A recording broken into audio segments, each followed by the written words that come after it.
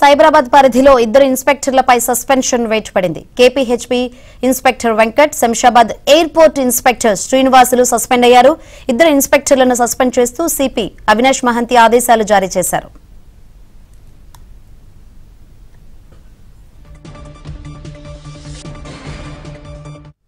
కేపీహెచ్బీలో ఓ వ్యక్తిని అక్రమంగా నిర్బంధించి చిత్రహింసలకు గురిచేసినందుకు ఇన్స్పెక్టర్ వెంకట్ పై వేటు పడింది. భార్యాభర్తల వివాహంలో జోక్యం చేసుకుని ఓ వ్యక్తిని ఇన్స్పెక్టర్ వెంకట్ దాడి చేశాడు.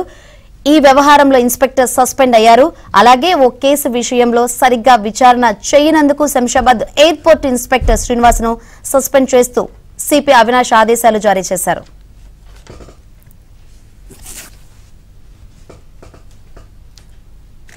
రైట్, ఇద్దరు ఇన్స్పెక్టర్లు సస్పెన్షన్ వేటుకు గురయ్యారు. ఇదే విషయం గురించి మరింత సమాచారాన్ని మా ప్రతినిధి, మా క్రైమ్ బ్యూరో ఇన్ఛార్జ్ వెంకట్ నడి తెలుసుకుందాం. వెంకట్, శంకర్, ఏదైతే సైబరాబాద్ కమిషనర్ పరిధిలో ఇద్దరు సిఐలపై వేటు పడింది. కేపీహెచ్బీ సిఐతో పాటు ఆర్జీఐ సిఐ ఇద్దరిని కూడా సస్పెండ్ చేస్తూ కమిషనర్ అవినాష్ మహంతి ఉత్తర్వులు జారీ చేశారు. ఏదైతే కూకట్పల్లిలో కేపీహెచ్బీలో సిఐగా పనిచేస్తున్న వెంకట్ సిఐ గత కొద్ది రోజుల క్రితం ప్రణీత్ అనే బ్యాంక్ మేనేజర్ పై దాష్టికంగా దాడి చేసి థర్డ్ డిగ్రీ ప్రయోగించాడు.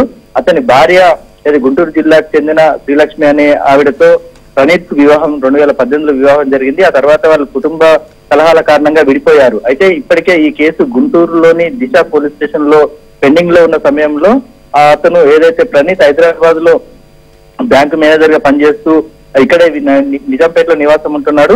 ఈ నేపథ్యంలోనే శ్రీలక్ష్మి అతని వద్ద తన సర్టిఫికెట్లు ఉన్నాయని చెప్పేసి కేపీహెచ్బీ పోలీసులు ఆశ్రయించిన నేపథ్యంలో పోలీసులపై ఆమె కొంత ఏదైతే ఇన్ఫ్లుయెన్స్ యూజ్ చేసిన తర్వాత అనూహ్య పరిస్థితుల్లో సిఐ వెంకట్ అతని సభ్యులు అంటే ఎస్ఐ తర్వాత కానిస్టేబుల్ ఇతని ప్రణీత్ ను తీసుకువచ్చి చిత్రహింసలు చేసి అతని సర్టిఫికెట్లు ఇవ్వాలని చెప్పేసి కొట్టారు. అయితే ఈ విషయాన్నే ప్రణీత్ తనకి ఎలాంటి పాపం తెలియకుండా సర్టిఫికెట్లు అన్ని కూడా కోర్టు కేసులో ఉన్నప్పటికీ తను బలవంతంగా అక్రమంగా నిర్బంధించి కొట్టారని చెప్పేసి సోషల్ మీడియా ద్వారా ఆయన గాయాలను కూడా పూర్తి స్థాయిలో సోషల్ మీడియాలో పోస్ట్ చేసి ఇదే విషయాన్ని కూడా సిపి అవినాష్ మహంతి దృష్టికి తీసుకువెళ్లాడు. అయితే దీనిపై పూర్తి స్థాయిలో దర్యాప్తు జరిగిన అవినాష్ మహంతి అతనిపై సస్పెన్షన్ వేటు వేశాడు.